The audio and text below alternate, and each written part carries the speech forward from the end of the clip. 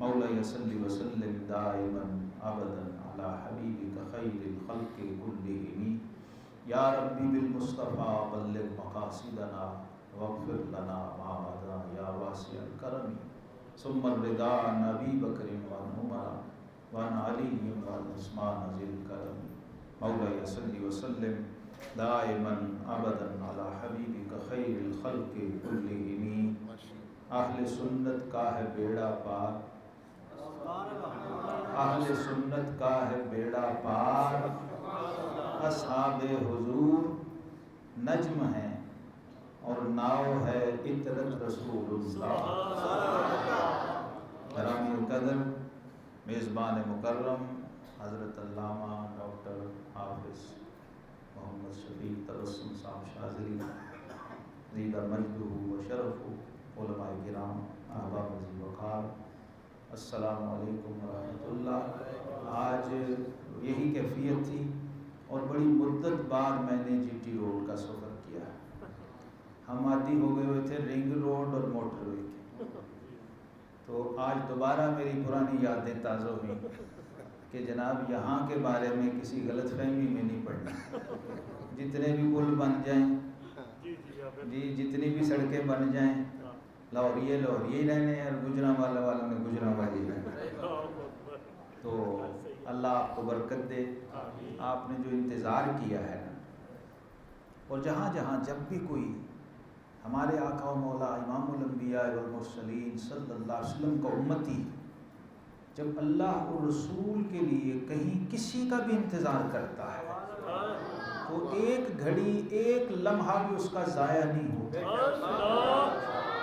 کیونکہ ہم جس کے امتی ہیں صرف اللہ نے اس محبوب سے یہ کہا ہے وَلَلْآخِرَةُ خَيْرٌ لَكَ مِنَ الْأُولَىٰ. ہم ان کی امت ہیں نا، تو اللہ نے فرمایا محبوب آپ کا وقت کبھی ضائع ہو سکتا ہی نہیں، اور سب کا ہوتا ہے تو ہو جائے جی.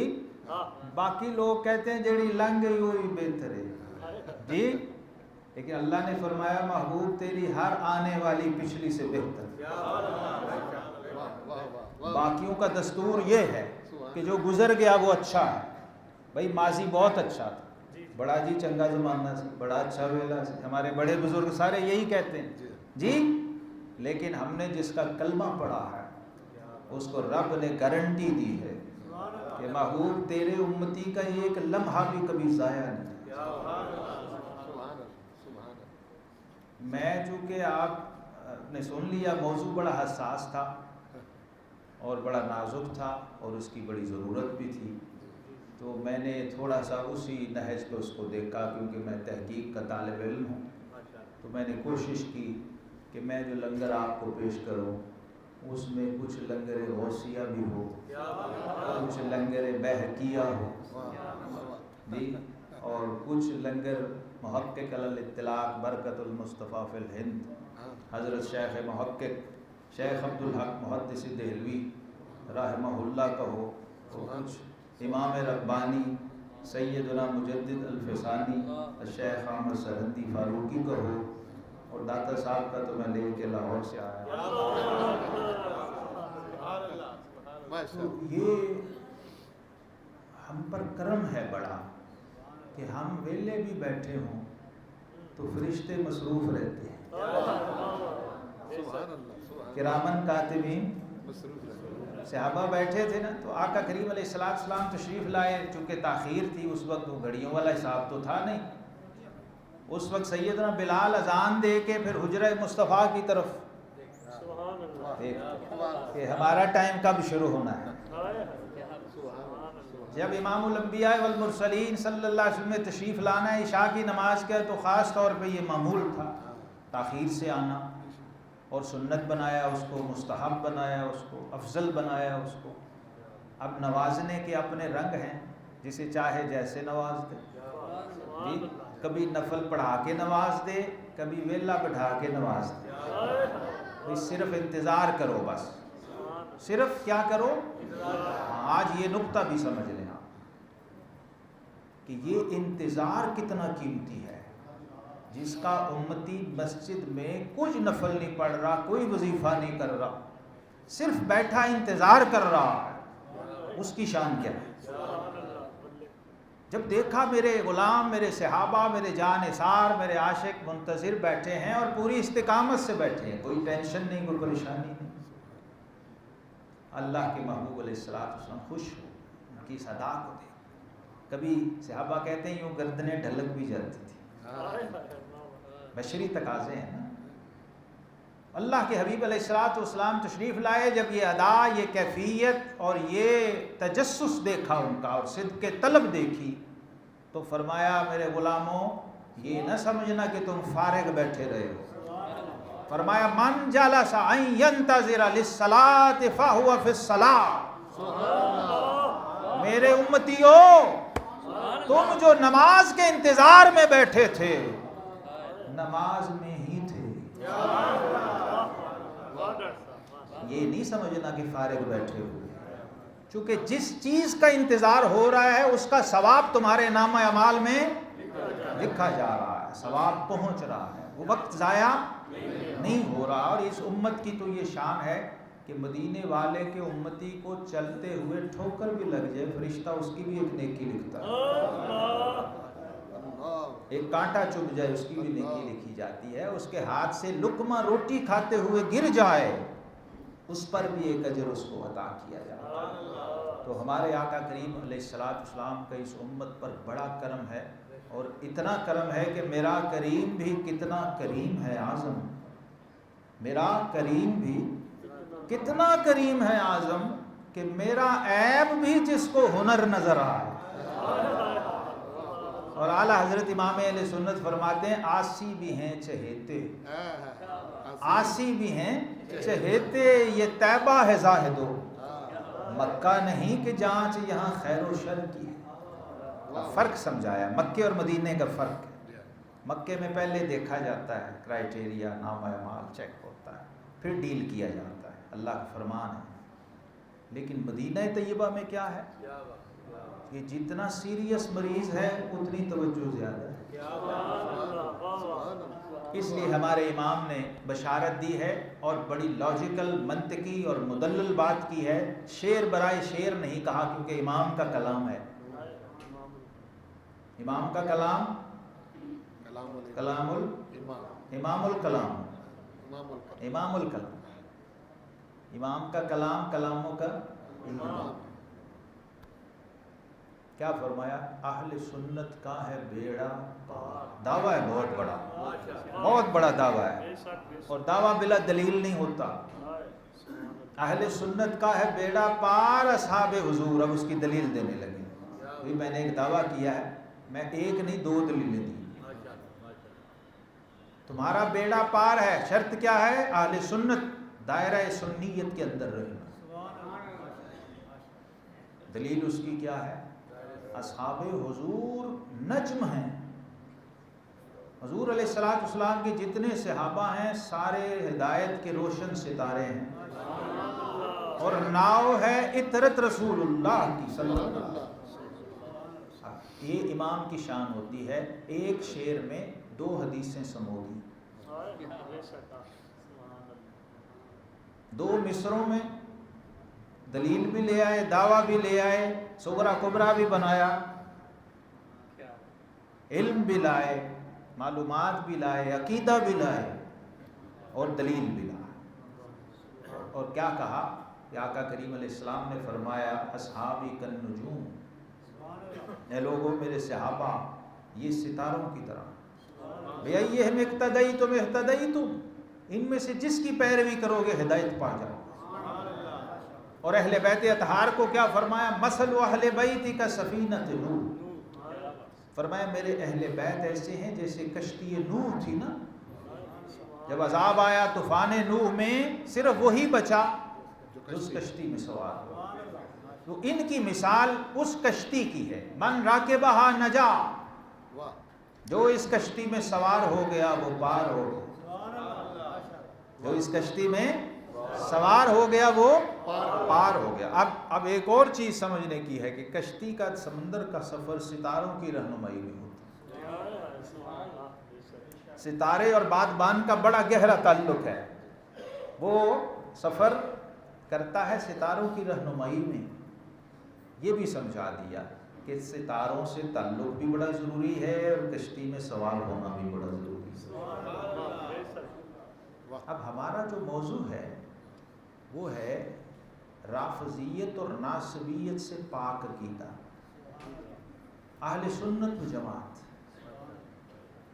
آقا کریم علیہ السلام نے 1450 سال پہلے اپنی امت کو خبردار کیا اس بات سے. اپنی امت کو فرمایا ستفترق امتی علی 73 فرقہ. فرمایا قریب میری امت 73 فرقوں میں بٹ جائے گی. کلہم فی النار الا واحدہ. وہ تمام جہنمی ہوں گے سوائے ایک کے. قالوا من ہم یا رسول اللہ. صحابہ کرام علیہم رضوان دیکھیے جنت سے اور نجات سے دلچسپی یہ مومن کا خاصہ ہے اور انسان کی فطرت ہے. یہ اصول ہے کہ وہ راستہ جو نجات کا ہے ریسکیو میں بھی یہ اصول ہوتا ہے ہمیشہ. خدا نخواستہ کو حادثہ پیش آ جائے کہیں آگ لگی ہوئی ہو تو ریسکیو والے بھی فوراً ایسی جگہ اور ایسا راستہ تلاش کرتے ہیں جو بچت والا ہے جہاں سے ضرر اور شر سے محفوظ رہا جا سکے. یہ انسانی فطرت بھی ہے اور یہ ایمانی تقاضا بھی ہے کہ جو راہ نجات ہے وہ آپ کو معلوم ہو. آپ بے خبری میں نہ جا رہے ہوں, منزل کا پتہ نہ ہو, شاہین آباد کا پتہ نہ ہو, 30 فٹا بازار کا پتہ نہ ہو تو پھر بندہ مسجد میں نہیں پہنچ سکتا. یہ تقاضے ہیں. آقا کریم علیہ السلام نے خبردار کیا اور یہ درجہ تواتر کو پہنچی ہوئی حدیث ہے. علامہ شبلی نعمانی وغیرہ بعض لوگوں نے اس حدیث کا انکار کرنے کی کوشش کی. اپنی کتابوں میں لکھا گیا ایسی کوئی بات نہیں ہے, عقائد کے منافی بات ہے. بعض لوگ علم حدیث سے بے بہرہ جو لوگ ہیں وہ انکار بھی کرتے ہیں. یہ صرف صحیح حدیث نہیں ہے, درجہ تواتر. آقا کریم علیہ السلام سے جب صحابہ نے پوچھا حضور وہ نجات یافتہ جماعت کون سی ہے تو آقا علیہ السلام نے فرمایا ہم جماعت. اس کا نام ہی جماعت ہے, وہ فرقہ نہیں. کیونکہ فرقہ اور جماعت ایک دوسرے کی ضد ہیں. فرقہ جماعت سے نکلتا ہے, جماعت کبھی فرقے سے نہیں نکلتی. ہم جب نماز پڑھتے ہیں تو ہمیں مستقل ہر رکعت میں یہ سکھایا گیا کہ تم نے یہ کہنا ہے اہدنا الصراط المستقیم. جس کو صراط مستقیم کا ایڈریس نہیں پتا وہ یہ کہہ رہا ہے, بات کہہ رہا ہے کہ مجھے یہ راستہ دکھا دے. تو وہ ایسا ہی بندہ ہے کہ جیسے وہ لاہور میں بیٹھ کے گجرانوالا کا ورد پڑھتا رہے لیکن گجرانوالا جائے نہ, گجرانوالا کبھی دیکھا نہ. جی وہاں بیٹھا وظیفہ پڑھتا رہے گجرانوالا. تو صراط مستقیم کا صرف ورد یا وظیفہ کرنا صراط مستقیم پہ پہنچنا نہیں ہے. یہ ضروری ہے کہ آپ صراط مستقیم کے ٹریک پر چڑھے ہوئے ہوں. ایڈریس کیا ہے؟ صراط الذین انعمت علیہم. یہ ٹریک ہے کہ کن لوگوں کا راستہ اے مولا جن پر تو نے اپنا انعام فرمایا. اب اگلا سوال پیدا مزید مسجد میں پہنچنا. مسجد کا کیا نام ہے؟ بڑے مینار والی مسجد میں پہنچنا. اب پورا اپنی منزل مقصود پہ پہنچنا, کیونکہ باقی چیزیں جو ہیں وہ مقصود بالذات نہیں ہیں, وہ صرف وسائل ہیں. شاہین آباد, پھر اس کے بعد 30 فٹا بازار, لیکن اصل منزل کیا ہے؟ بڑے مینار والی مسجد. وہاں پہنچنا ہے. صراط مستقیم کن لوگوں کا راستہ ہے؟ انعمت علیہم, قرآن نے بتا دیا اولئک انعم اللہ علیہم من النبیین والصدیقین والشهداء والصالحین وحسن اولئک رفیقا. اور یہی فرمایا بہترین ساتھی ہے.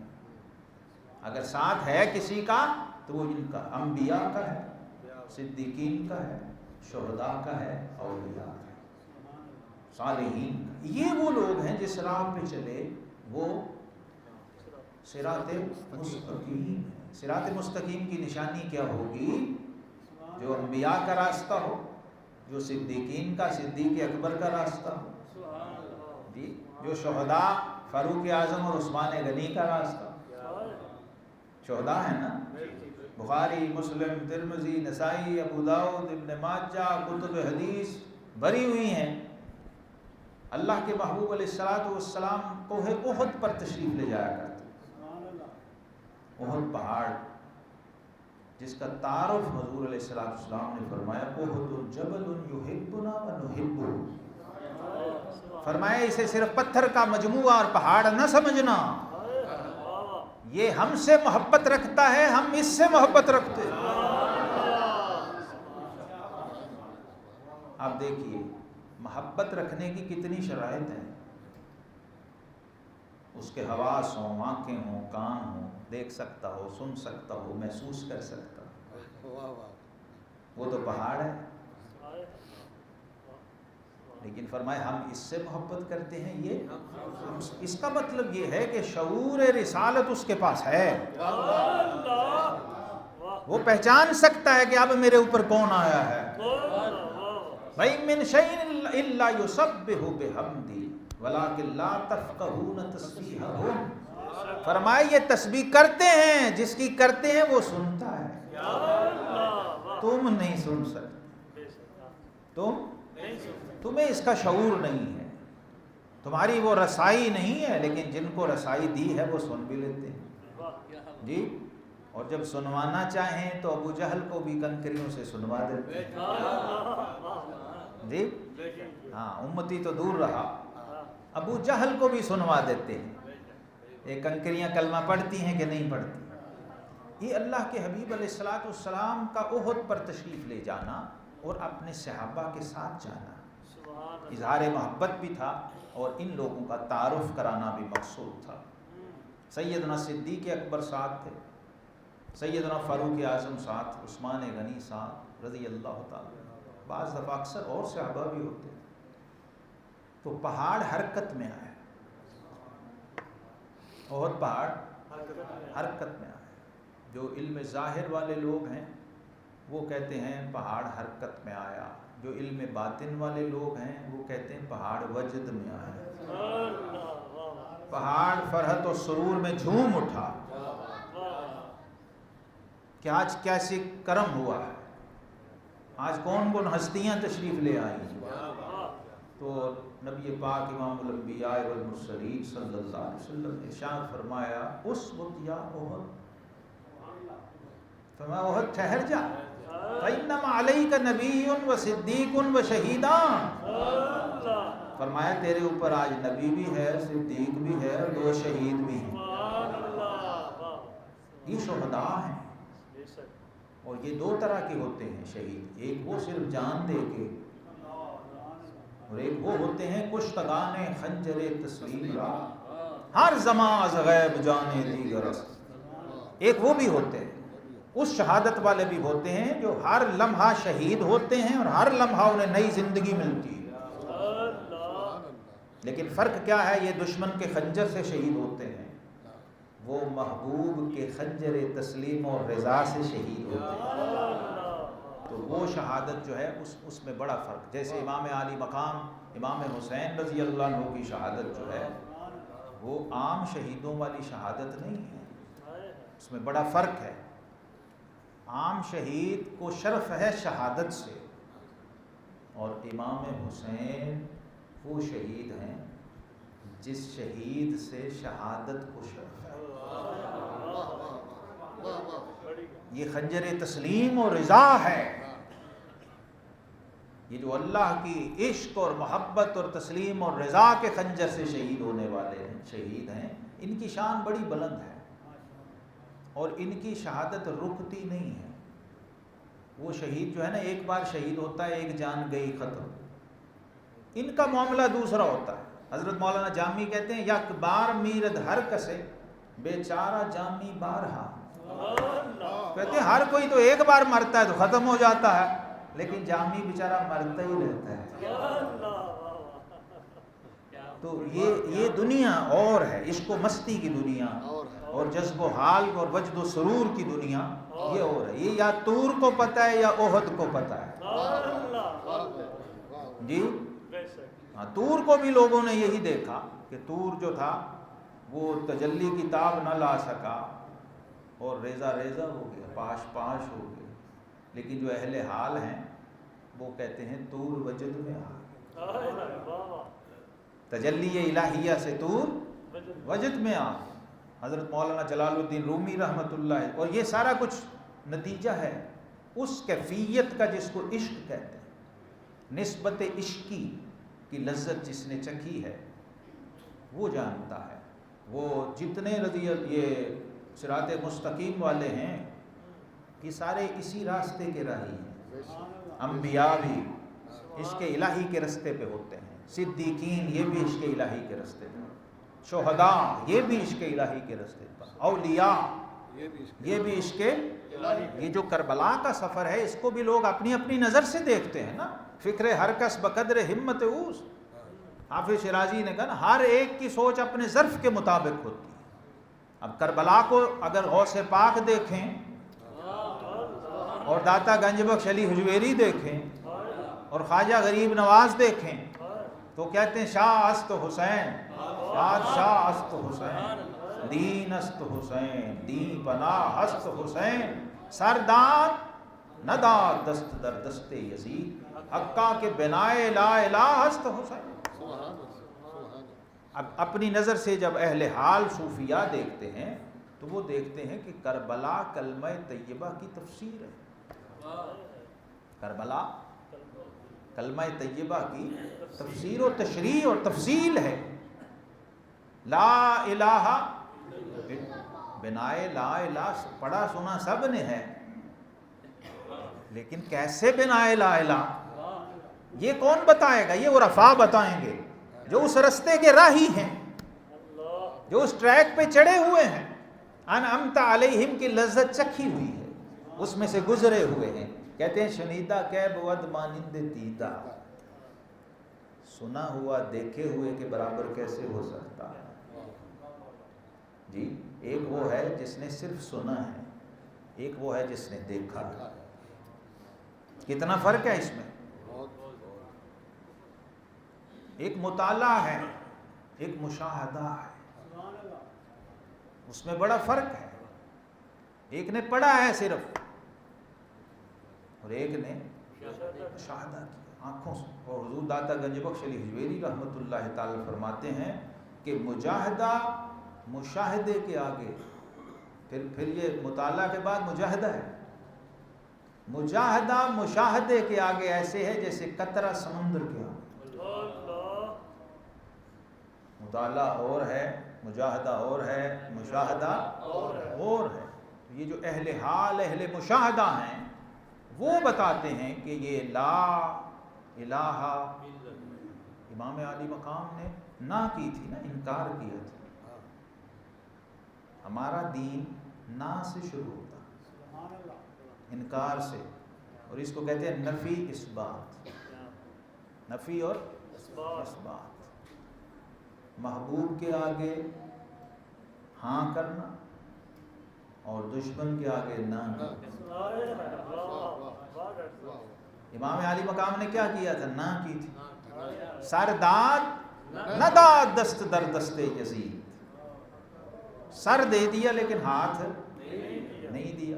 حقا کے بنائے لا الہ است حسین، کیونکہ یہ حسین کو لا کا مطلب آتا تھا. حسین کو لا کا مطلب پتا تھا. اور یاد رکھیے لا جب تک صحیح نہیں اللہ نصیب ہی نہیں ہوتا. جس کی لا صحیح نہیں ہے تو ہمارا دین نفی سے شروع ہوتا ہے، اس بات سے نہیں. اس میں پہلے غیر کو نہ کرنی پڑتی ہے. ورنہ یار نہیں مانتا. وہ کہتا ہے تو سارے نال بڑائی پھر نہیں ایسے. پہلے سب کی نفی ہوگی. حضرت امام نقشبند رحمۃ اللہ تعالی فرماتے ہیں کہ ہر کے دیدہ و شنیدہ و فہمیدہ شد ہما غیر است ہمارا بتیگے لا نفی باید کرت. کہتے ہیں جب تک لا کی تلوار سے ہر وہ چیز جو سنی جائے دیکھی جائے سمجھ میں آئے جب تک اس کی نفی نہیں کرے گا اس وقت تک اس بات نصیب نہیں ہوگا. تو لا ایک منزل کا نام ہے. اور امام عالی مقام نے وہ اس لیے اقبال نے کہا نا رمز قرآن حسین موخت. میں نے قرآن کی رمزوں کو حسین سے سمجھا. انہوں نے کیا کیا؟ نقش الا اللہ بر صحرا نوشت سطر عنوان نجات ما نوشت. کیونکہ لا کا بھی پتا تھا اللہ کا بھی پتا تھا. وہ نقش الا اللہ کو صحرا کی تختی پر نقش کرنے کے لیے اور رقم کرنے کے لیے پہلے لا کی منزل طے کرنی تھی.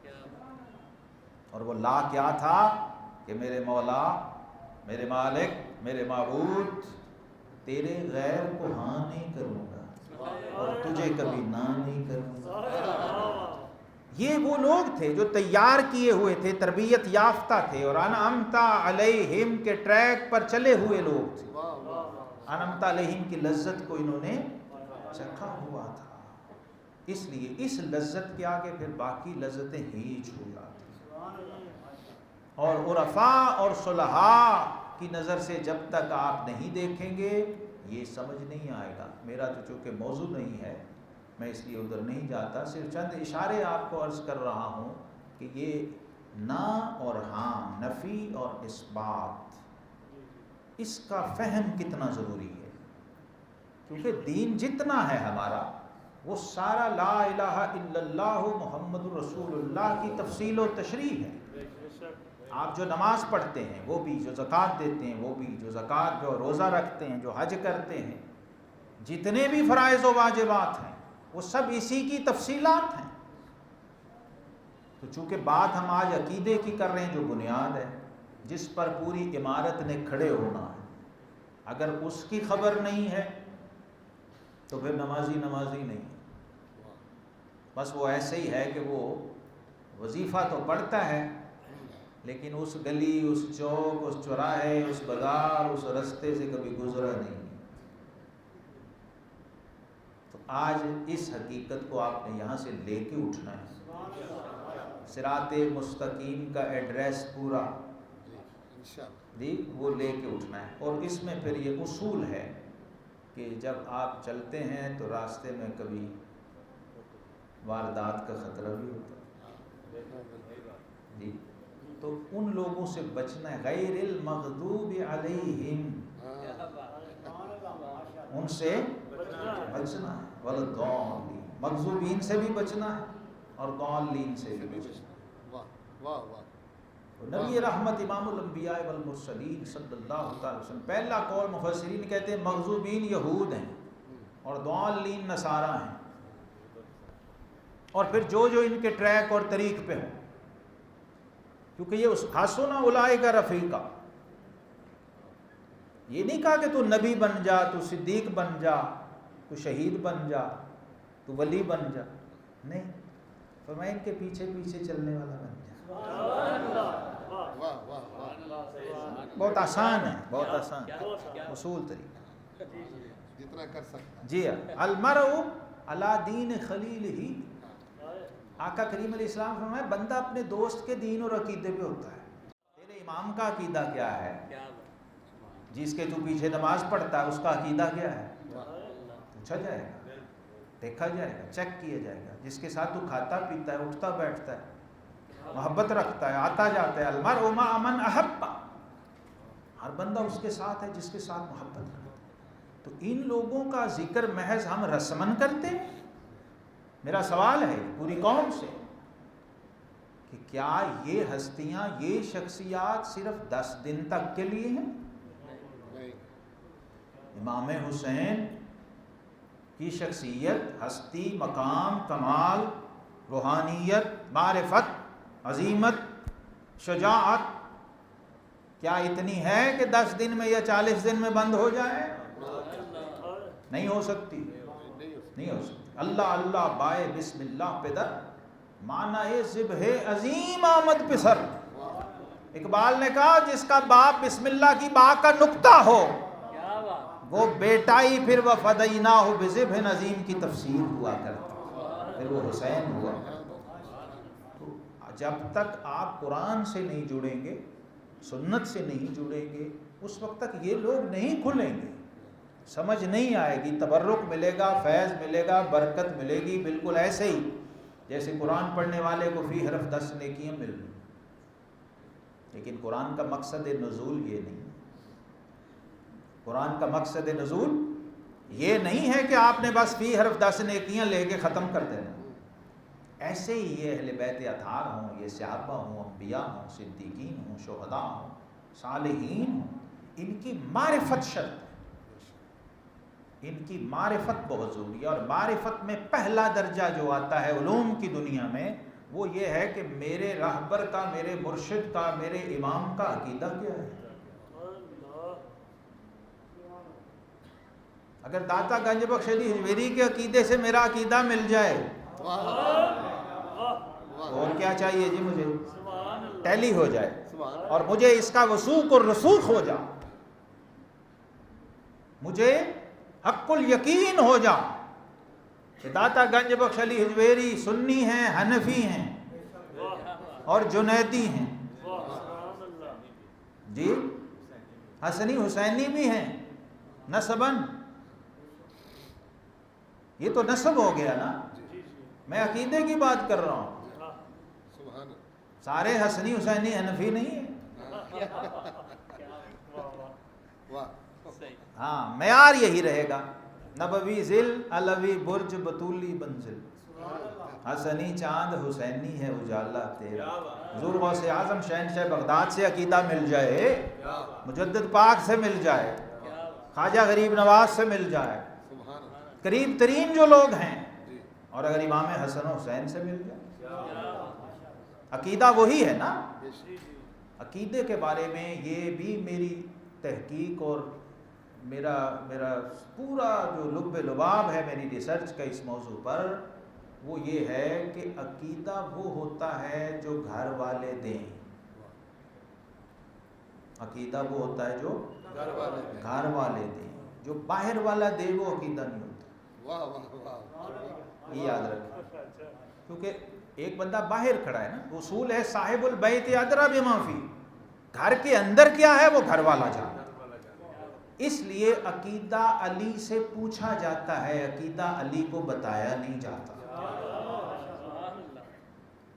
آج کیا ہو رہا ہے؟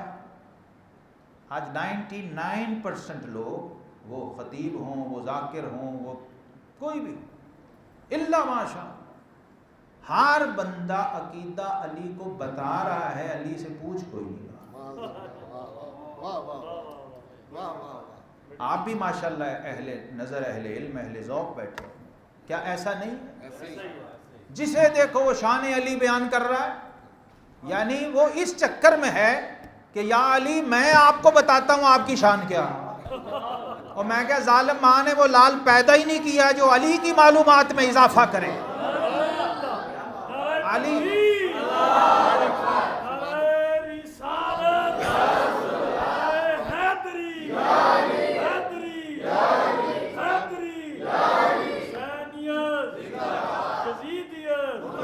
آج یہ واردات ہو رہی ہے، یہ واردات ہے کہ لوگ علی کے نام پر علی کے ماننے والوں کو ڈیٹریکٹ کر رہے ہیں، اور آقا کریم علیہ السلام نے یہ فرما دیا تھا کہ یہ ہوگا۔ فرمایا علی تیری وجہ سے 2 گروہ ہلاک ہو جائیں، کیونکہ تیری مثال عیسیٰ علیہ السلام جیسی ہے۔ حضرت عیسیٰ علیہ السلام کی مثال دی جناب علی المرتضیٰ شیر خدا رضی اللہ تعالی عنہ کہ آپ کی مثال اس جیسی ہے۔ کیوں؟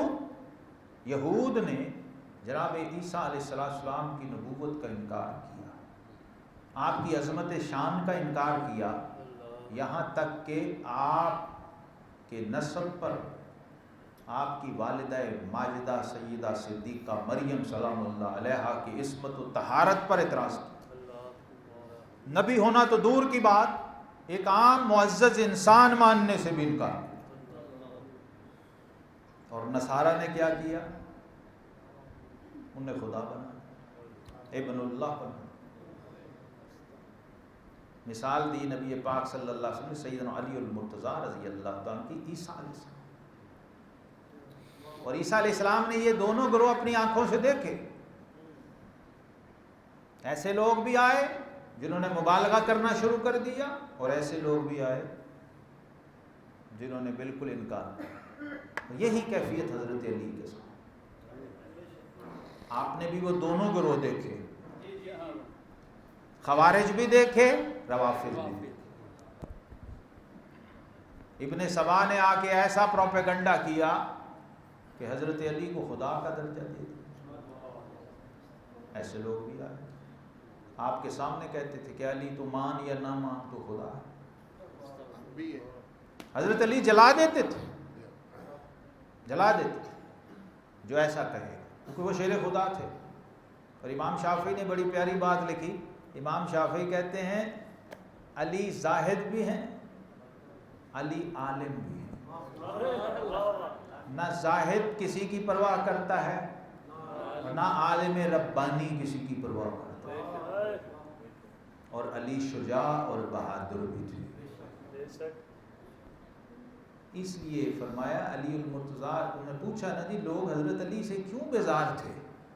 فرمایا اس وجہ سے تھے کہ علی حق میں کسی کا لحاظ نہیں کرتا، چاہے وہ اپنا ہو چاہے بیگانہ ہو. لہٰذا آپ نے یہ کیا، سزائیں دی ان لوگوں، اور پھر آپ نے یہ قانون حیدری بنا دیا اپنے عہد خلافت میں. شیر خدا علی المرتضیٰ رضی اللہ تعالیٰ عنہ، آپ نے فرمایا جو علی کو ابو بکر و عمر رضی اللہ تعالیٰ عنہما پر فضیلت و فوقیت دے گا اس کو علی 80 کوڑے لگائے گا، مفتری کی سزا ہے. یہ حیدری قانون ہے اور دونوں طرف کی کتابوں میں موجود ہے، دونوں طرف کی کتابوں میں موجود ہے. لیکن اس کے باوجود اس لیے مجبوراً مجھے کہنا پڑا یہ کہ جنہیں تم مانتے ہو ان کو تم پہچانتے بھی ہو، جنہیں تم مانتے ہو ان کو تم پہچانتے بھی ہو. علی کو ماننے والوں علی کی مانتے بھی ہو. یہ ماننا تو نہ ہوا، یہ ماننا نہیں ہوا. ماننا تو یہ ہے کہ شیر خدا علی المرتضیٰ آپ فرمائیں اور ہمارا سر تسلیم خواہ. تو اس لیے یہ واردات ہے بہت بڑی جب کوئی شخص علی کے نام کا پرچم لے کے، علی کا جھنڈا لے کے، علی کا علم لے کے، علی کا نام لے کے کھڑا ہے اور مجمع کو اور لوگوں سے خطاب کر رہا ہے اور اس میں علی ہے ہی نہیں. ایک ہے کہ میں علی کا تعارف کرواؤں اور ایک ہے کہ علی بتائیں میں کون ہوں. کتنا فرق ہے اس میں. حضور غوث اعظم فرماتے ہیں وَكُلُّ وَلِي لَهُ قَدَمٌ وَإِنِّي عَلَىٰ قَدَمِ النَّبِي بَدْرِ الْكَمَالِ وَعَبْدُ الْقَادِرِ الْمَشْهُورُ اسْمِي وَجَدِّي صَاحِبُ الْعَيْنِ الْكَمَالِ. یہ خود اپنا تعارف آپ کروا رہے ہیں نا غوث پاک. ایک یہ ہے کہ میں کھڑا ہو کے آپ کی تعریف کر رہا ہوں اور ایک ہے کہ وہ خود بتا رہے ہیں. اور جب باپ بیٹے کو کچھ بتا رہا ہوتا ہے، گھر کے اندر بتا رہا ہوتا ہے، میں صرف اشارے ہی آپ کو تفصیلات میں نہیں جا سکتا، وقت اتنا نہیں ہوگا. اشارے سمجھا رہا ہوں کہ عقیدہ ہمیشہ گھر کے اندر سے باہر آتا ہے، باہر سے کبھی اندر نہیں گیا. تو کبھی بھی دھوکہ نہ کھانا. ہمارے بزرگوں نے کہا تھا سونا جنگل رات اندھیری، چائی بدلی کالی ہے، سونے والوں جاگتے رہیو چوروں کی رکھوالی. تو کبھی اندر والا بھی ہو سکتا ہے ڈنڈی مارے، 2 نمبری کر رہا ہو، باہر والے سے مل گیا ہو، اس سے بھی محتاط رہنا. یہ دیکھنا ہے کہ یہ واردات تو نہیں ڈال رہا. تو اس کا معیار و پیمانہ کیا ہے کہ آپ نے یہ تو بتایا ہے علی کون ہے، یہ نہیں بتایا کہ علی نے کہا کیا ہے۔ بخاری شریف کی حدیث ہے، حضرت محمد بن حنفیہ رضی اللہ عنہ راوی ہیں، حضرت علی المرتضیٰ شیر خدا کے بڑے بیٹے ہیں، محمد الاکبر، آپ کی والدہ ماجدہ کا نام تھا حنفیہ، اس وجہ سے محمد بن حنفیہ کہا جاتا ہے۔ اپنے والد گرامی باب مدینۃ العلم سیدنا علی المرتضیٰ شیر خدا سے پوچھ رہے ہیں کہ ابا جان اس امت میں خیر الناس و افضل الناس کون ہے، سب سے افضل اور سب سے بہتر کون ہے؟ شیر خدا علی المرتضیٰ کے بارے میں یہ یاد رکھیں کہ آقا کریم علیہ السلام نے فرمایا انا مدینۃ العلم و علی بابھا، فرمایا میں علم کا شہر ہوں اور علی اس کا دروازہ ہے۔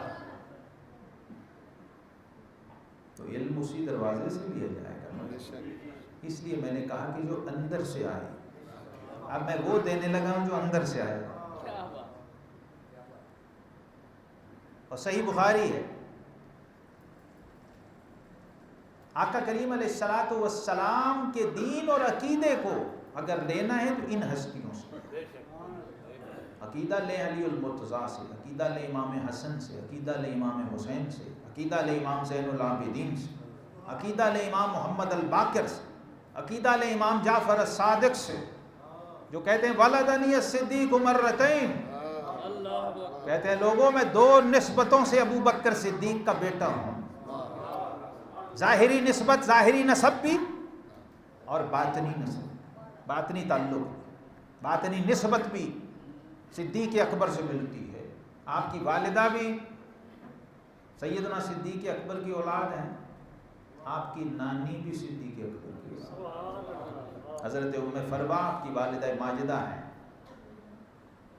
آپ کی والدہ ماجدہ حضرت ام فروا یہ حضرت امام قاسم بن محمد بن ابی بکر کی صاحبزادی ہیں، اور نانا ہے قاسم بن محمد بن ابی بکر صدیق اکبر کے پوتے، اور نانی جان وہ بھی صدیقی۔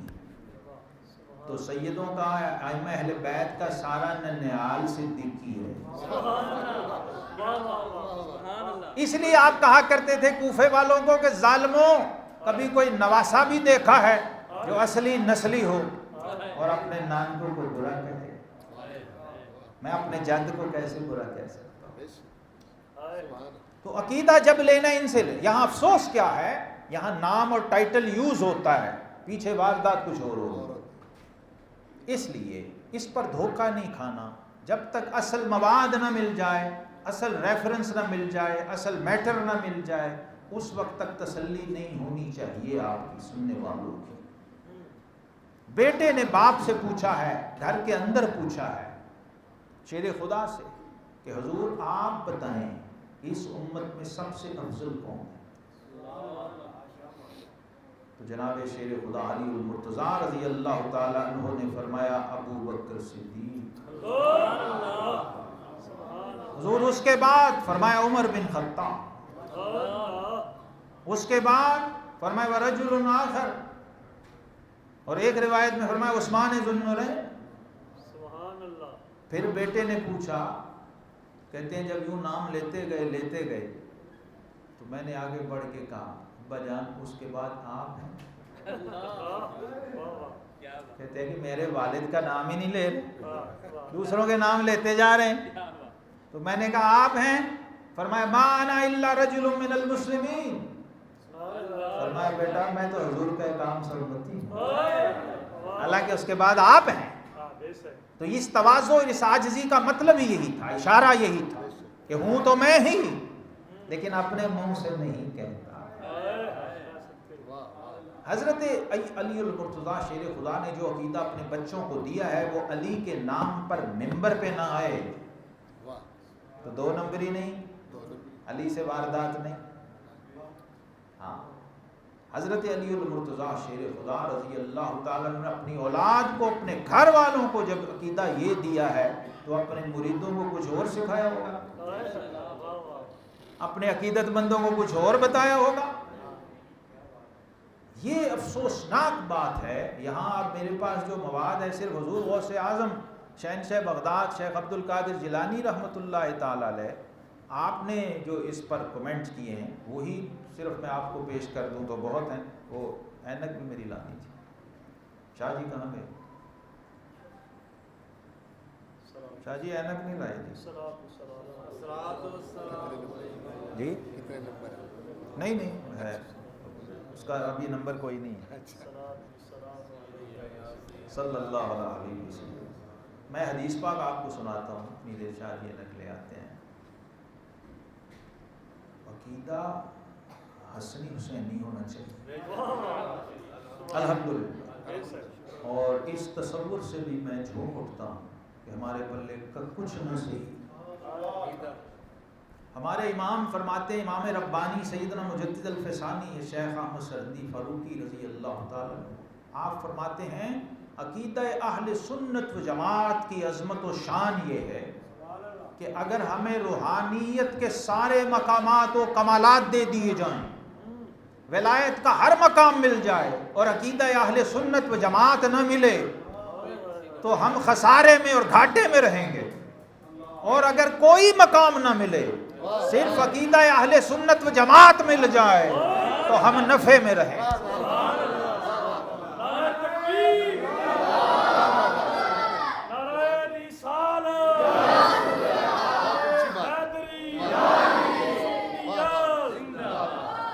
اس لیے آپ بڑے خوش نصیب لوگ ہیں. آپ بڑے خوش نصیب لوگ ہیں. اہل سنت و جماعت ہونا، اس عقیدے پر ہونا، اور پھر اس سے بڑی خوش نصیبی ہے کہ اس کا شعور ہونا. اب یہاں یہی فرق ہے. بعض دفعہ بندے کی جیب میں پیسے ہوتے ہیں، اسے یاد نہیں ہوتا جی. اب وہ پیسے ہیں جیب میں لیکن خرید کچھ نہیں سکتا. کیوں بلا؟ اگر میرے کو تو پیسے نہیں. بڑی سادہ سی نیچے کی مثال دی. تو یہ شعور، یہ معرفت ہونا بڑا ضروری.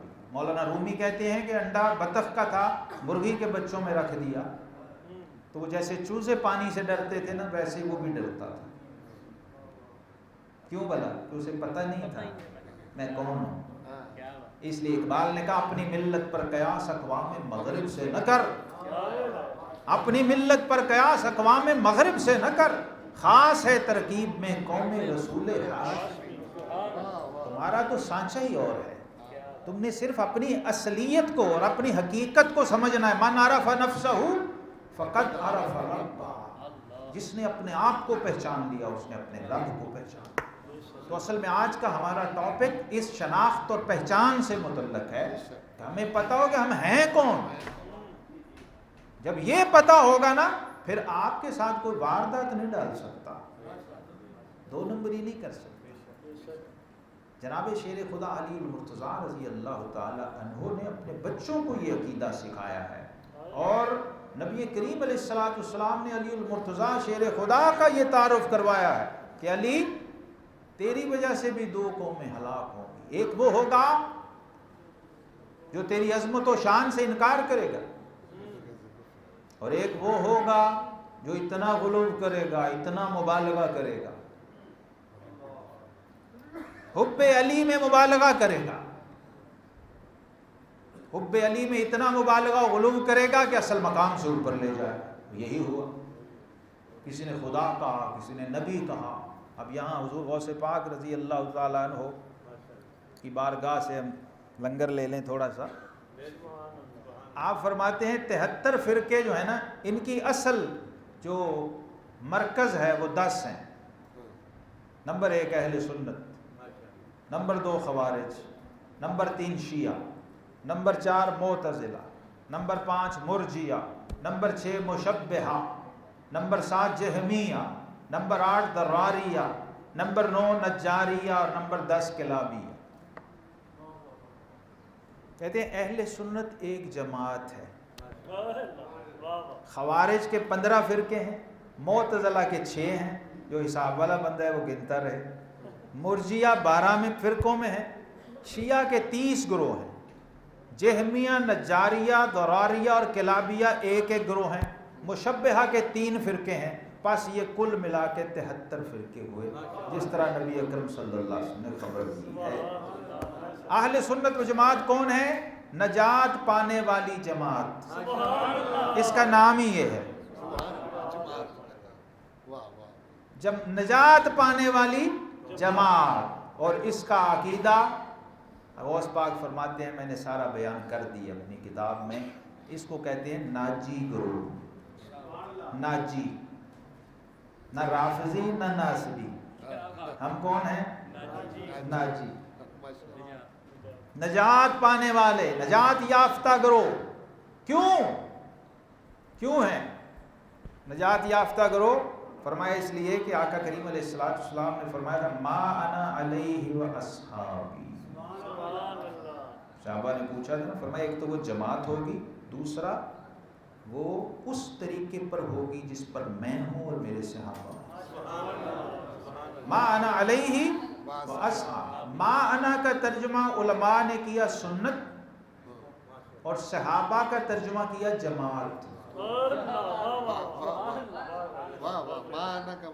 جی، ما انا کا مطلب سنت، اور اصحابی صحابہ جماعت ہے نا، صحابہ کرام جماعت صحابہ۔ اب اہل سنت و جماعت کا صحیح مطلب و معنی آج آپ کو سمجھ آ گیا۔ ہم کیا ہیں؟ ہم ان کے فالوور ہیں۔ ہمیں کہا گیا من النبیین و صدیقین و شہداء و صالحین۔ ہمیں یہ بات سمجھ آ گئی تو ہم نہ صحیح کوئی ولی بزرگ، ہم ان کے پیچھے ہو جا رہے ہیں۔ یہ کنفرمیشن بہت ضروری ہے، یہ کنفرمیشن بہت ضروری ہے، کیونکہ اس میں دو نمبری نہیں چلتی۔ عمل میں کمی کوتاہی سے گزارا ہو سکتا ہے، عقیدے میں نہیں، عقیدے میں کمپرومائز نہیں ہو سکتا۔ اس لیے اس میں کسی جھول کی گنجائش نہیں ہے، کسی بھول چوک کی، خطا کی گنجائش نہیں ہے۔ اور ہمارے عقیدے کی بنیاد الحمدللہ ادب ہے، ہمارے عقیدے کی بنیاد ادب ہے۔ بندہ پروردگارم امت احمد نبی، دوست دار چار یارم تابع اولاد علی، مذہب حنفیہ دارم ملت حضرت خلیل، خاک پائے غوث اعظم زیر سایہ ہر ولی۔ یہ ہمارا اہل سنت کا عقیدہ۔ اہل سنت و جماعت تو ادب پر کھڑے ہیں، اور ہمیں اسی کی تعلیم دی گئی ہے، ہمیں یہی سکھایا گیا ہے۔ حضور علیہ الصلوۃ والسلام نے فرمایا تھا اللہ اللہ فی اصحابی، اے لوگوں میرے صحابہ کے بارے میں اللہ سے ڈرتے رہنا۔ من احبہم فبحبی احبہم، جس نے ان سے محبت کی اس نے میری محبت کی وجہ سے ان سے محبت کی۔ ومن ابغضہم فببغضی ابغضہم، فرمایا جس نے ان سے بغض رکھا اس نے میرے بغض کی وجہ سے ان سے بغض۔ یعنی حب صحابہ کو آقا کریم علیہ السلام نے حب رسول فرمایا، اور بغض صحابہ کو بغض رسول فرمایا۔ فرمایا من آذاہم فقد آذانی، جس نے ان کو اذیت پہنچائی اس نے مجھے اذیت پہنچائی۔ ومن آذانی فقد آذى اللہ، جس نے مجھے اذیت دی اس نے اللہ کو اذیت دی، اور جس نے اللہ کو اذیت دی فرمایا فَيُوشَكُ أَن يَأْخُذَهُ، قریب ہے کہ اللہ اس کو پکڑ لے، اس کی گرفت کر لے، اس کو معافی نہیں مل سکتی۔ یہی اہل بیت کے بارے میں فرمایا اُذَكِّرُكُمُ اللَّهُ فِي أَهْلِ بَيْتِي، اے لوگو میں اپنے اہل بیت کے بارے میں بھی تمہیں اللہ سے ڈراتا ہوں، خبردار کرتا ہوں۔ من احبہم فقد احبنی، جس نے ان سے محبت کی اس نے مجھ سے محبت۔ من ابغضہم فقد ابغضنی، جس نے ان سے بغض رکھا اس نے مجھ سے بغض رکھا۔ یہ معیار اور پیمانہ دے دیا ہے کہ نہ صحابہ کرام کے بغیر گزارا اور چارہ ہے، نہ اہل بیت اطہار کے بغیر گزارا اور چارہ۔ اس لیے ان کو چھوڑ کے اگر جاؤ گے تو خرابی۔ اب گھر والے جو ہیں ان کو سب سے زیادہ یہ سبق یاد تھا۔ حضور غوث پاک نے ساری زندگی ابو بکر صدیق کا پرچم اٹھا کے رکھا۔ حسنی حسینی تھے نا، اس کی وجہ کیا؟ اس کا خاندانی بیک گراؤنڈ اور پس منظر جب آپ دیکھیں گے تو آپ کو اندازہ ہوگا حضرت، بس یہاں میں گفتگو کو سمیٹتا ہوں، حضرت سیدنا امام زین العابدین، ان کا نام کیا ہے؟ ہاں شاہ، ان کا نام ہے علی بن حسین بن علی، ٹھیک ہے جی؟ ان کے ایک بیٹے ہیں محمد، جن کو کہتے ہیں امام باقر، امام محمد الباقر، اور دوسرے بیٹے ہیں حضرت امام زید بن علی۔ ان سے بھی ایک شاخ چلی، ایک گروہ چلا جو زیدیہ شیعہ کہلاتے ہیں۔ امام زید بن علی بن حسین بن علی،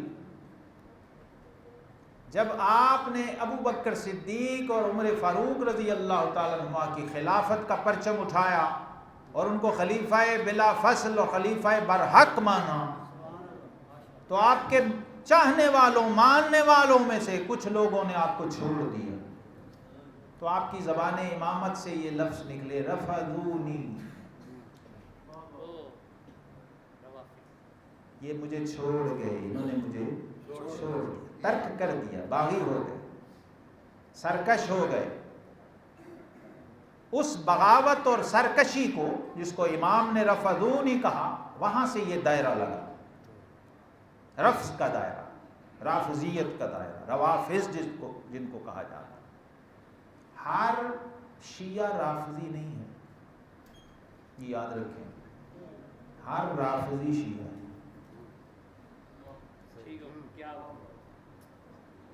ہاں، یہ بہت باریک بات ہے۔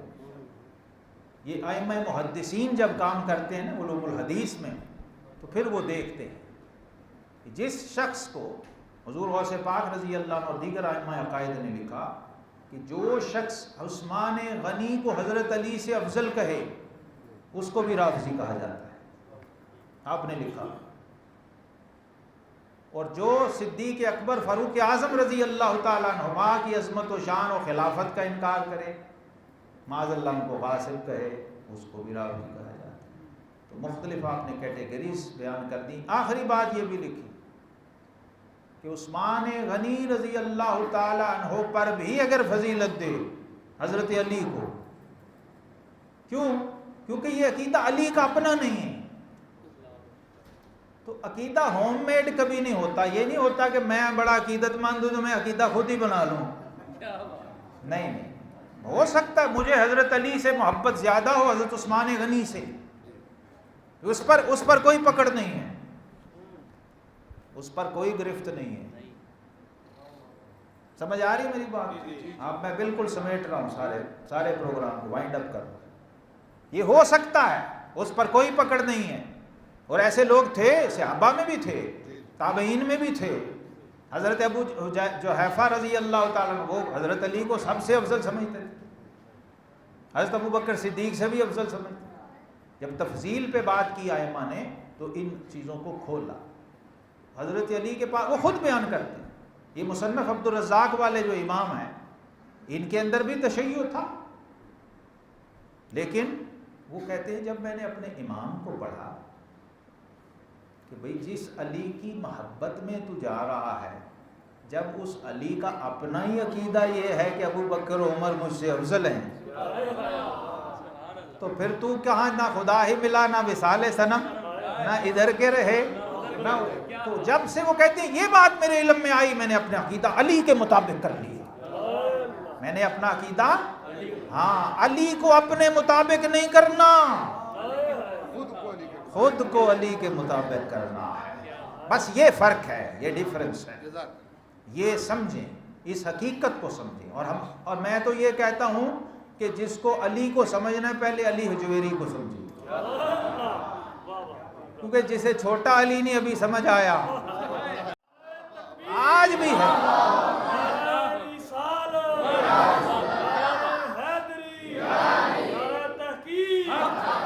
تو عقیدہ ان ائمہ سے لینا ہے ہم نے، فرمایا یہی تھا مقام جو آج بھی ہے، اور قیامت تک حضور علیہ الصلوۃ والسلام نے فرمایا ہاکذا نبعث یوم القیامہ، یوں بازو میں بازو ڈالے اپنے دونوں وزیروں کے، تو فرمایا ہم تینوں اسی طرح قیامت کے دن حشر کے میدان کی طرف چلیں گے، اسی طرح اٹھائے جائیں گے۔ حضرت امام محمد الباقر، حضرت امام جعفر الصادق، امام موسیٰ الکاظم، بالکل ان سب کا جو عقیدہ میں سمیٹ کے ختم کر کے ایک ہی جملے میں عرض کر رہا ہوں۔